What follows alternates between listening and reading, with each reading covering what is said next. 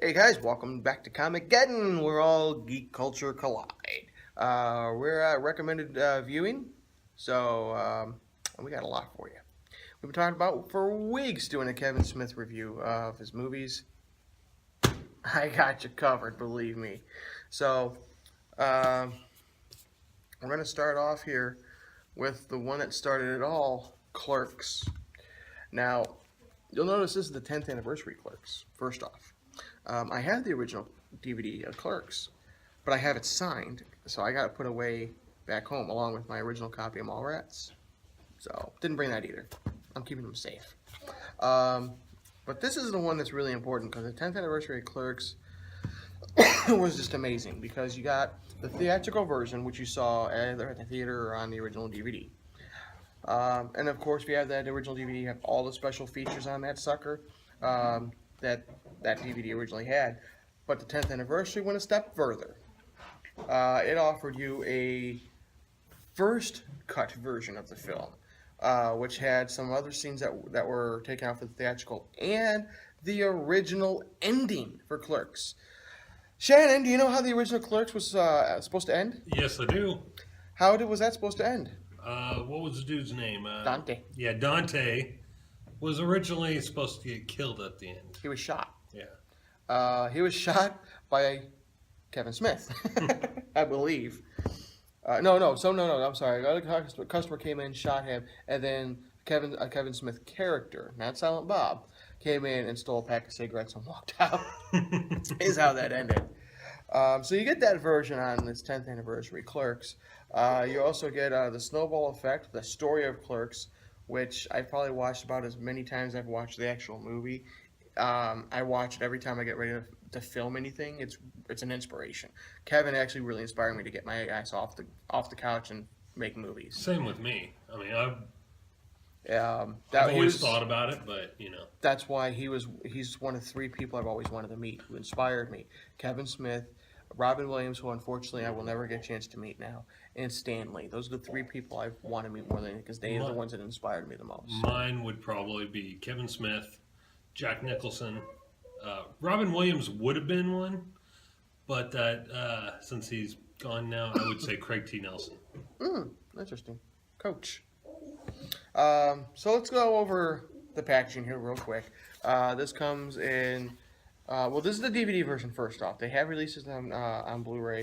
I'll say now I don't have any of his movies on Blu-ray because all of his Blu-rays have the same features as the DVD, so I didn't feel the need to transfer over.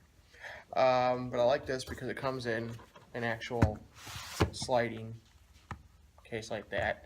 And we do have the original cover of the DVD Clerks right there, as well as the chapters in the movie. I'll open this up here in just a moment for you. This is really good. Nice stock, by the way. Nice cardboard stock. I'll go over the features real quick. It's 3 discs. Like I said, you have the theatrical version, which has the classic commentary, playback track, Clerks. Also has the lost scene, by the way, not available on the original Clerks. The lost scene, if you're familiar with the movie, Dante and Randall take off, close the store to go to a funeral home, to where when they get in, it cuts 30 minutes later, I believe, or 10 minutes later, and then you hear a scream, a thump, and then they come running out, and they're being chased by people that were in there. The lost scene animates that in the and I'll get to this in a moment, in the Clerks animated form, and they add that scene. That whole scene that takes place in the funeral home is animated. You get to see that. You can either see it as a separate feature, or you can choose to have that scene pop up right after in the movie they walk into the funeral home, so it plays out as one continuous thing. Kind of weird though, because the animated portion of the lost scene is in color, not black and white. I'm not sure why they decided to do it that way. I think it would have been cool to either have the option to turn the color on and off, or just shoot it in black and white to match with the rest of the movie. But still a nice little feature to have on there. We have the Dante and Randall skit called The Flying Car, where they discuss, well, why we don't have a flying car yet. We have MTV spots for Jay and Bob. We have the theatrical trailer, music video. We have the Clerks restoration intro, and of course the original Clerks auditions. So that's on disc 1 under the theatrical. Disc 2, like I said, we have the first cut of the film. It also has an all-new commentary with that because we know Kevin Smith loves doing commentaries for his movies. So naturally, when he was bringing out the first original cut of the movie, he was going to do a commentary for it, and it's awesome. It's funny. I'm telling you right now, all of his movies, listen to the commentary. You may not be a big commentary guy, listen to them because they are some of the most entertaining things you can ever hear in a movie. For the most part, especially the original ones, you can really get the whole feel of Jason Mewes evolving to where he is now because it really is bad. I think at one point you can hear him snoring. He falls asleep in the commentary, and he'll go as far as, and I think in one of the commentaries, I want to say Jay and Silent Bob Strikes Back, he doesn't remember shooting most of the movies. So, but they're also very funny. Kevin Smith, Scott Mosier, and most of them. So check out the commentaries. Disc 3, The Snowball Effect, the story of Clerks. That's awesome. He really goes through the creating process of what he went through to create. He had to sell his comic books. He talks briefly about the flood that hit New Jersey at the time. Of course, we have Mayday, which was his first film, essentially, the crumbling of a documentary. We have the 10th anniversary Q&A. We have outtakes from Snowball Effect. We have photo gallery, Kevin Smith journals, articles and reviews, reels and deals by Amy Tobin, Rush Week. We have all these different reviews from New York Times on here. IFFM 93, Sundance Film Festival. We got Odd Couple Sundance 94. Some of these I haven't watched because they weren't really big. I think I skimmed through them. But really awesome. And like I said, you got the original cover here at Clerks there. And it opens up, or should I say folds out, and you get Dante. There we go. Leaning on the counter. Nah, he's not supposed to be there today. This is supposed to be my day off. Are you kidding me? I'm supposed to play hockey at noon. I got gum jammed in the locks. Do you tell me he's out of town? When the hell is somebody going to tell me this? That's what you need to do here. Hang a sheet over the window that reads, I assure you, we're open. I thought about it. And there you go. You got the three discs right there. Theatrical, first cut, and special. The making the story of Clerks.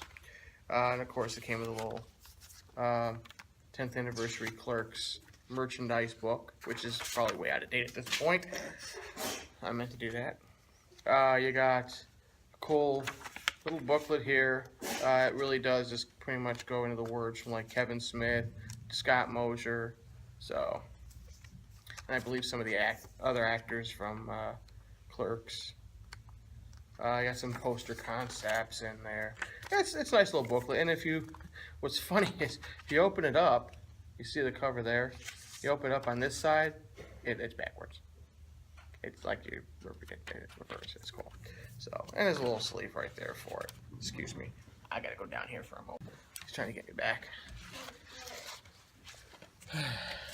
Besides, you forgot to say "my" what a lovely tea party. Missed opportunity. You're doing a Kevin Smith thing.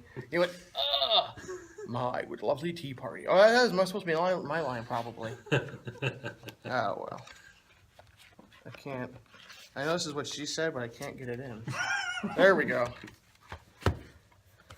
So, anyway, there's Clerks. Are you sure you weren't trying to stick it in the wrong hole? Maybe. Get that a lot, too. So there's Clerks. Then Kevin Smith did a second movie because of the popularity of Clerks. I had to adjust. Shannon turned me on. We have the 10th, and to notice a pattern here, 10th anniversary Mallrats.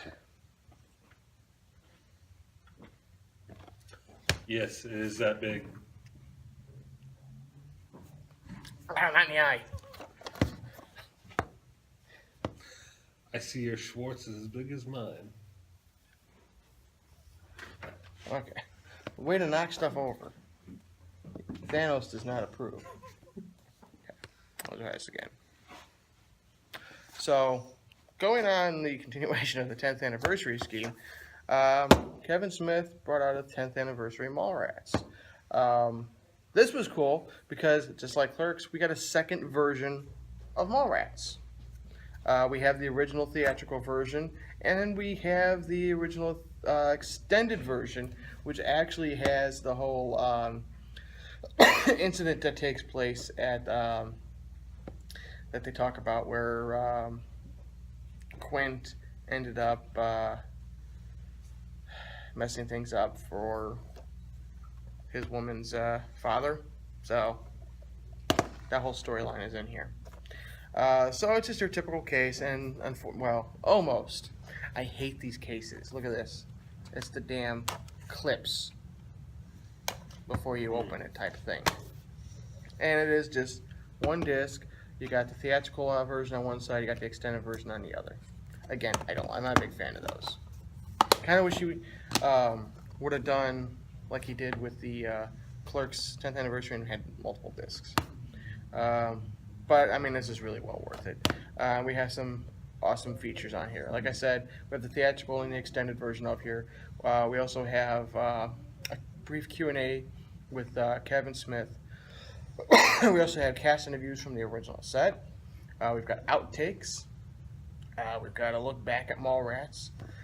We have the erection of an epic, the making of Mallrats. We have a future commentary. We have a music video built with "Build Me Up, Buttercup" that they redid for the movie, which I always thought was funny because they had Jay and Silent Bob in it. And we have Mallrats the Reunion, which is a Q&A with the cast and filmmakers. And there's a lot more features on this thing, so it just doesn't feature them all on there. So, and I believe, don't quote me on this, I believe they have commentary for both versions on there, 12 minutes. So, Mallrats 10th anniversary. Now, because Smith brought out the 10th anniversary of both Clerks and Mallrats, a lot of fans are waiting for a 10th anniversary of Chase and Amy. We never got it. But we do have the Chase and Amy, regular Chase and Amy. Now, this is the version that was originally on Laserdisc. And so you get the commentary that was on Laserdisc. Here's why I notate this. I told you the commentaries for his movies are extremely entertaining and make you laugh. On the commentary for this, he basically says, "Fuck DVDs suck." Well, I guess there was a big uproar about that. It's because at the introduction of this movie, he actually apologizes for that comment. So, Also, one thing I'd like to add. In Mallrats, rewind. there is a scene where Silent Bob crashes through the changing room stall. For the second time. For what's her name? That's Jamie Lauren Adams. Yeah, she was Lauren Adams. She was changing. She is actually At the time, was his girlfriend. Yeah. They were dating. He did several interviews saying that he would like to marry her and he couldn't picture his life without her and all this stuff. And shortly thereafter, she dumped him. Pause.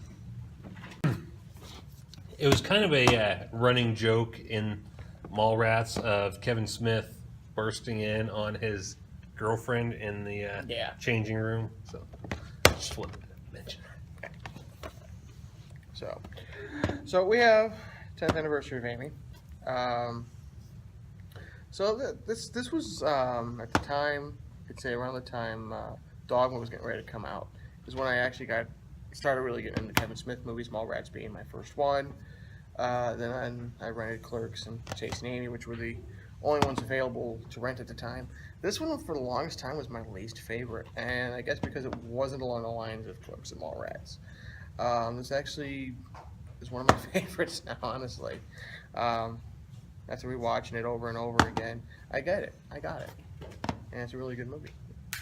So we'll go over nothing really special about this one. It does just open up. We got the disc right here to the side. In terms of the comic book. We got some, well, it's not really a comic book.